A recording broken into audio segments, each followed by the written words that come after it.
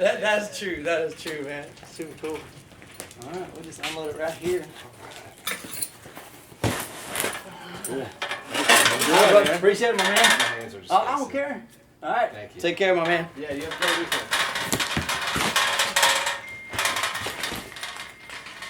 All right, guys, here we have the Parasound Halo A52 Plus. We're going to get this amplifier inside, do an unboxing, and let's have some fun.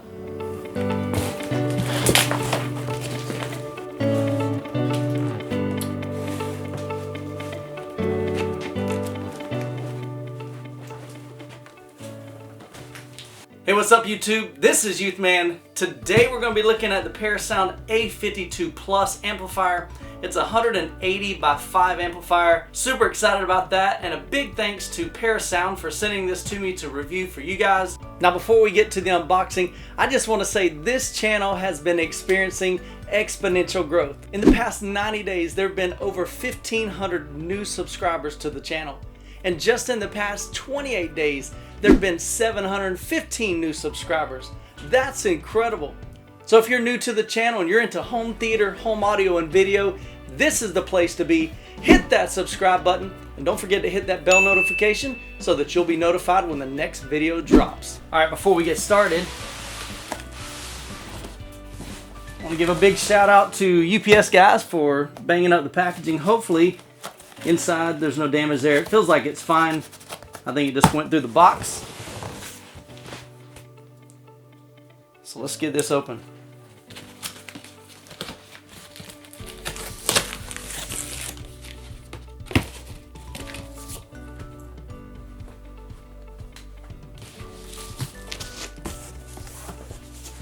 Alright, so as you can see, one good thing about Parasound is they realize that their amps are heavy. They want to protect them, so they have double boxes. And you can see that there's some padding on the corners, which is perfect because something went through this entire box right here and would have damaged the amp. So big shout out to Parasound. Great job there, guys.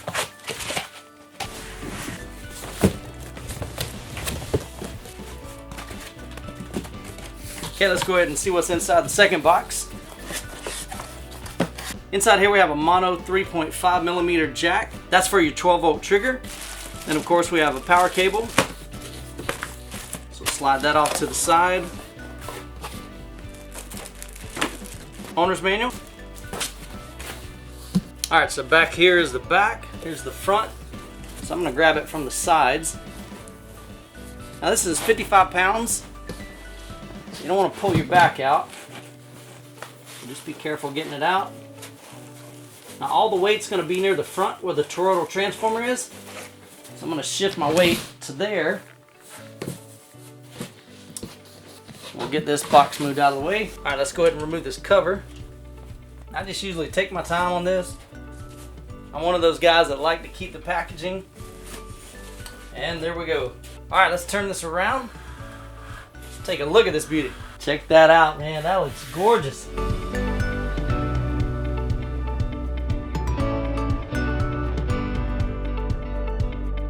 The Parasound Halo A52 Plus will drive 5 speakers at 180 watts at 8 ohms. It'll do 255 watts at 4 ohms and a massive 350 watts by 2 at 4 ohms. This amplifier has a Class A/AB circuitry, and that was designed by the legendary John Curl. The outside chassis is made of a heavy gauge steel that allow the amp to remain protected and durable for years to come. Each speaker terminal and input connector is gold plated for maximum conductivity.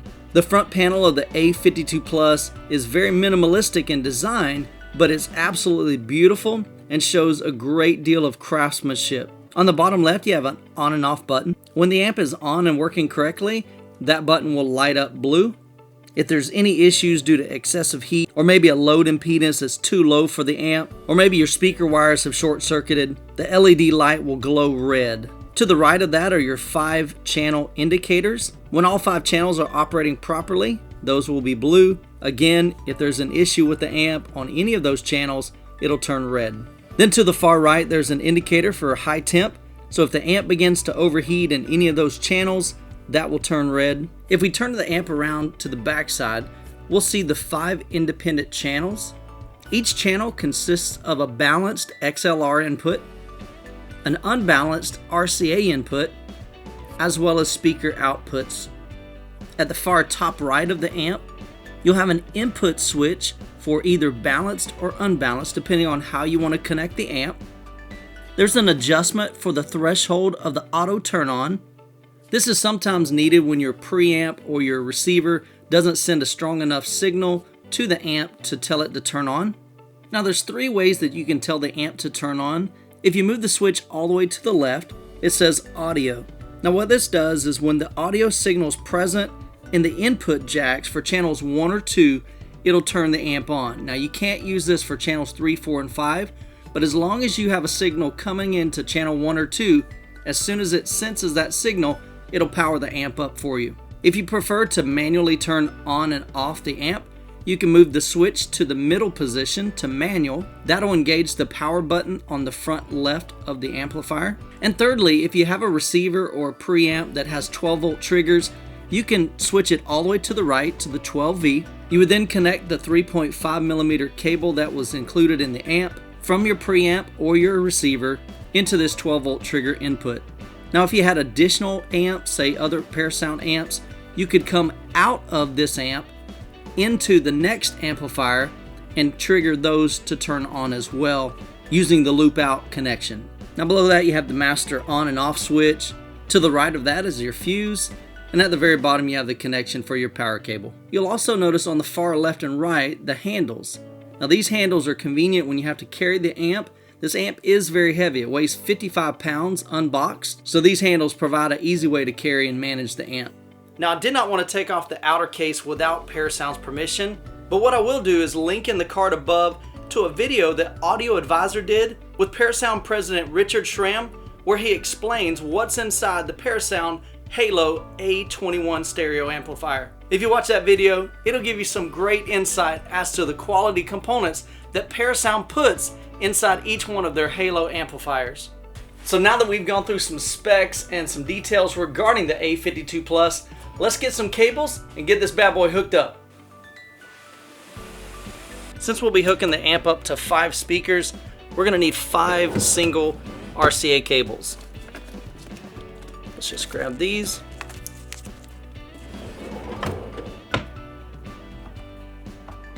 Okay, so here we have our 5 RCA cables.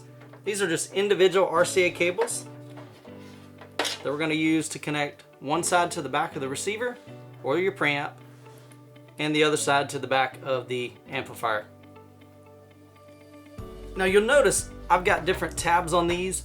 All these are labels for me to know which cable goes to which input. So I tend to label mine SR for surround right, C for center, FL for front left, and so forth. So what I typically use are just some Avery 1" by 2 5/8" labels. So I already have labels for my center and my surrounds. I just need 2 for my front left and front right. So I'll just write FL, FR, turn it around, do the same thing on this side, FR, and FL. Now of course you can print these up on your computer to make them look a lot nicer. They're going to be in the back of my cabinet so nobody will ever see them. It just helps me to know if I ever need to swap out a cable, which cable goes to which channel on the amp as well as the channel on the receiver or the preamp. So we'll just peel this off. And then I just take it, put it about middle ways, and fold it over, just like that. And I typically do it on both sides. That way, if I'm looking at the amplifier, I know which cable is connected, and if I'm looking at the back of the receiver or the preamp, which cable is connected. So just like that. All right, so now that the labels are added, let's go ahead and slide the amp into the rack and let's get it connected. All right, so we're going to slide the amplifier inside the cabinet. Now, if you don't have access to behind your cabinet, you're probably going to want to connect your inputs and your speaker wires before you bring it into your cabinet. But for me, I've got access to the rear, so I'll show you that in just a minute.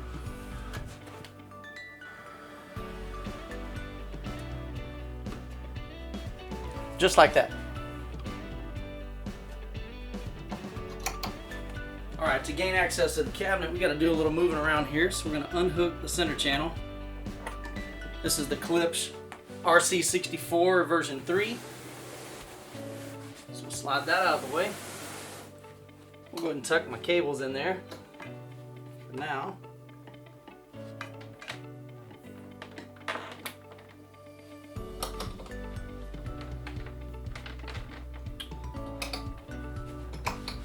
Now, one thing that's great, when I had this cabinet built, I wanted to make sure that if I were to add an amplifier down the road, that the cabinet would support it. And so this bottom middle cabinet is actually supported by rails that support up to 500 pounds. So we're just gonna pull this out, just like that. Got a little work light over here, so we'll turn that on. I'll go ahead and drop my RCA cables back here. I'll need to move the towers out of the way so I can open up my screen.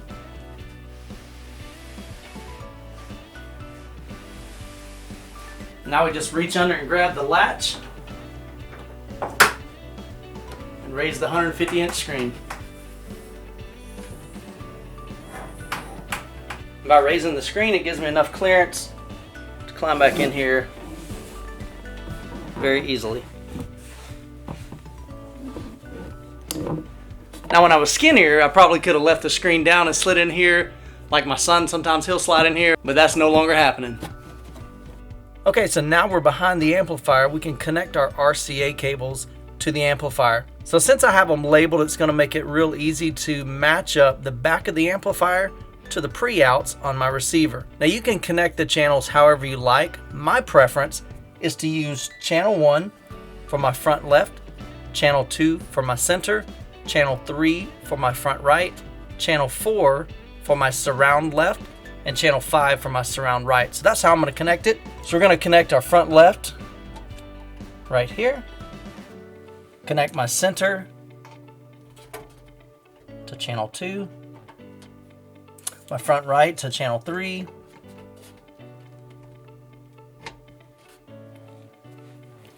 my surround left to channel 4, and my surround right to channel 5.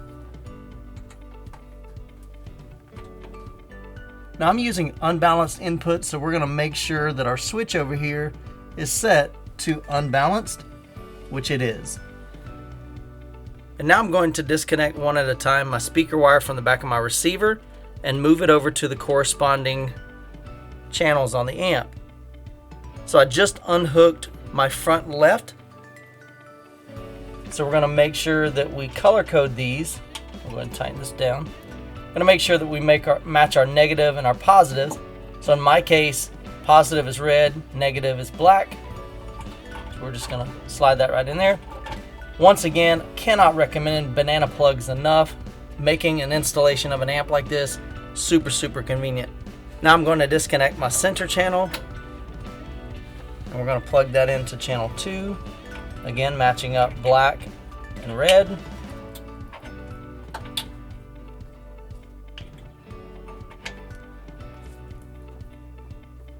Now I'll disconnect my front right. We'll go into channel 3.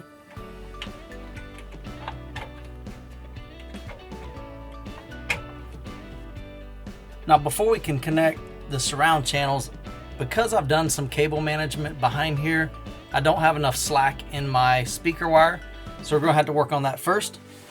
So when I first built the theater room, I wanted to make sure that my cables were nice and tidy, and so I zip tied all of them together. The problem with that is, yes, it's nice and tidy, but when you need to make some rearrangements, it makes it a little bit more difficult. So in preparation for this, I went on Amazon and found some Velcro straps so that we can easily remove these and replace these in the future.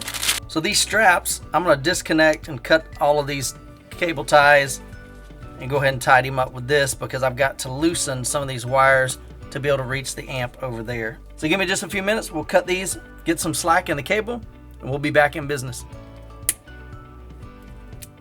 Okay, the way these work, you just wrap them around your cables, slide it through the loop, tighten it down,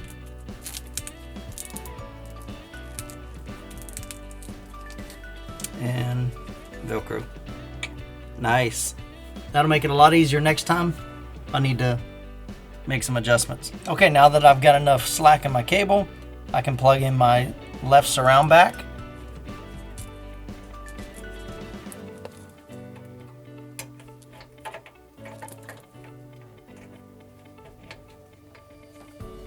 And my right surround back.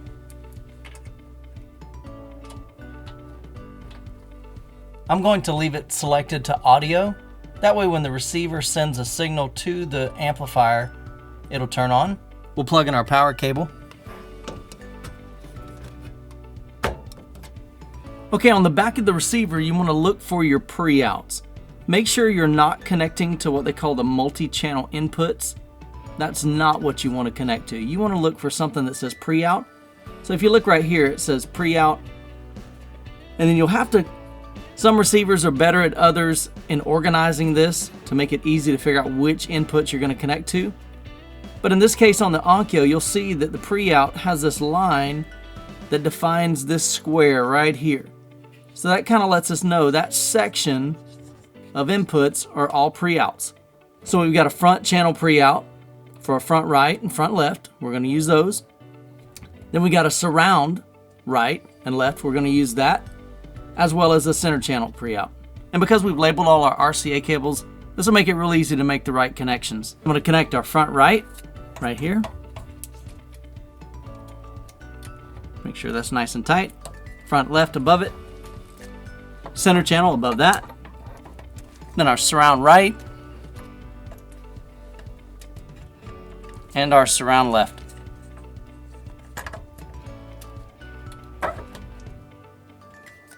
Then I'll run the power cable of the amp down through my little channel here, and we'll plug it into a surge protector.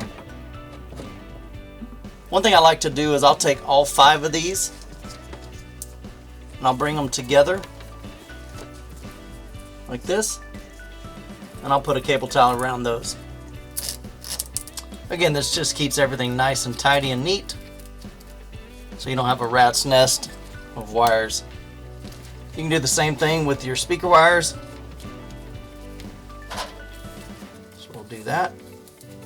Now I know cable management isn't a lot of fun, but when you have everything nice and neat, it does make it a lot easier when you need to make changes to your system later down the road. Now this was my first time using these Velcro cable straps. Definitely highly recommend those. I'll post a link in the description below so you can check those out. I like them a lot better than zip ties because they're not permanent. They're easy to remove in case you need to rerun your wires or make adjustments. All right, and don't forget on the back of the amp, go ahead and turn this switch on. Now we're in business. All right, so we're finished back here, so let's go ahead and climb out. All right, we'll go ahead and close the screen.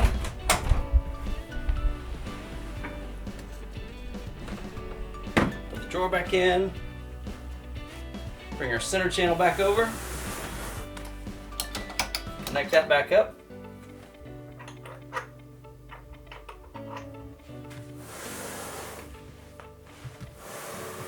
All right, let's turn everything on and see what we got. So the receiver just turned on. My PlayStation 4 just turned on.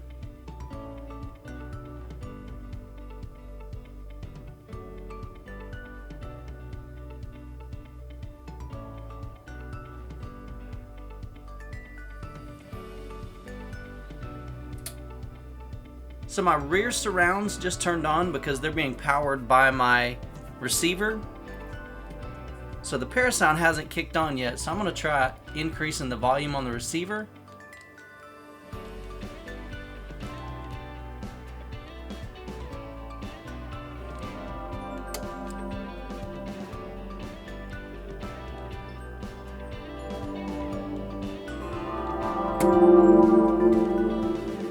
Okay, so I had to turn it up pretty loud before the Parasound recognized it. So that's where that sensitivity dial on the back is going to help. So I'll need to play around with that and adjust that. But all the channels are working, all the speakers are working, so it looks like we're good to go. So as you can see, the Parasound just turned off. I set a timer intentionally. I wanted to see how long it takes to power down. It took mine about 5.5 minutes. I did check with the manual, and the manual says that it could take up to 8 minutes for the amplifier to power down. This is totally normal. Basically, Parasound wanted to make sure that if you paused your video or paused your DVD in the middle of a movie, it didn't shut down unintentionally. So if yours takes a little while to shut down, just realize that's perfectly normal. Alright guys, well that's going to wrap up this video of the unboxing and the setup of the Parasound Halo A52 Plus.